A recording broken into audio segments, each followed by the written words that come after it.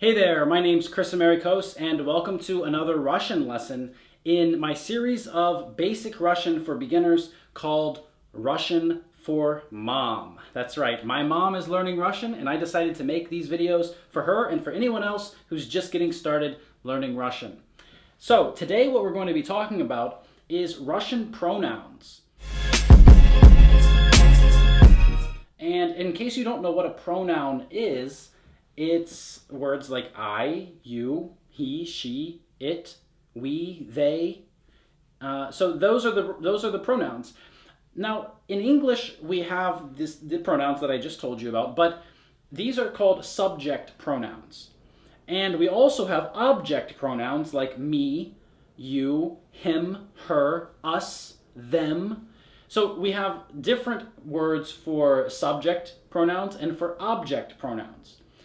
A subject is basically someone who does the action of the sentence, and an object receives the action of the sentence.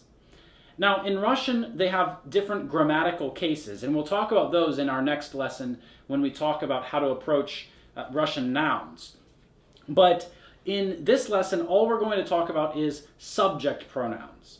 All right? Now, these subject pronouns change when they become object pronouns. And there are 6 different grammatical cases in Russian, so they change in 6 different ways. But we're just going to be looking at one type of change, one of the cases, which is the nominative case. This is the case that you would find in the dictionary. So this is just the straight translation, and it's going to be the easiest way for us to just learn what these pronouns mean on a basic level. All right? So if we want to say I, we can say ya. Yeah. And Russian is really great in the way that in the present tense, we don't need to use the verb to be to talk about something. So if I wanted to say, I am Chris, I don't need to use the verb to be in Russian in present tense. So I can just say, I, Chris. And that's how it would be in Russian. So if I wanted to say, I am Chris, I would say, Я, Chris. Я Крис. Привет. Hi. Привет. Я Крис. Hi. I'm Chris. Next. You. Ты. Ты. So we have 2 letters here. T and U. In our last lesson about the alphabet and about pronunciation, I told you that in English, we don't have this sound, so it's difficult to pronounce. And so you'll have to really practice this and listen to Russian speakers. You can find a lot of them on YouTube talking about different things. And listen to how they pronounce this word, ты. It means you. So if I wanted to say you are Mark, I would say ты Mark. Я Крис. Ты Mark. I'm Chris. You're Mark. Next. He. On. He. On. 2 letters. On. On. On Mark. He is Mark. Я Крис, а он Mark. I'm Chris, and he's Mark. Okay, let's go to the next one. She. Она. She. Она. Она. She. Она Mary. She is Mary. Я Крис, а она Mary. I'm Chris, and she's Mary. So you might notice something already. We have he, on, and she, она. And the only difference between the 2 is that we have a at the end. Now I'll give you a little pronunciation secret here. When we say the word he, it's on, right? The O sounds like O, on. But when we say she, it's она. So O sounds like a, она. Why? Well, here's my pronunciation tip for you. When O is stressed, on. It sounds like O. When O is unstressed, ana, it sounds like a. So in this word, the stress is on the letter a. Ana. Ana. And that's why it sounds like a. Now, when we come to the next word, it. This is ano. Ano. So the first O is not stressed. The second O is stressed. So the first O sounds like a, and the second O sounds like O. Ano. Ano akno. It is a window. Window, akno. Ano, it. Akno, window. It is a window. Ano akno. Ya Chris, I'm Chris. Ana Mary, she's Mary. On Mark, he's Mark. Ano akno, it's a window. So now that we know who everybody in this room is, let's talk about something that is a little different, and it's not just a direct translation. So something that's different about Russian and English is that in English, when we say he, we're usually talking about a person. We might use he to talk about a dog or a cat because we know that biologically it's male. And the same with she. We would use she about a person or an animal or something that we know is biologically female. But in Russian, we can use he or she or it about any object. Just like I said, the window. In English, it makes sense that we can say it is a window because a window can't be male or female biologically. But in Russian, he, she, and it, and any word can be he, she, or it. So window, grammatically, is it. However, marker is he, and wall is she. So this is something that you'll have to get used to and something that we'll talk more about in one of our other lessons when we go into that. But for now, that you need to just understand that. Another thing that you need to understand is that when we talk about these objects, someone might say, she is a wall. If they're making a mistake when they're speaking English, they'll say, she is a wall. So in Russian, it makes sense. Она стена. Stena, window. Sorry. Stena, wall.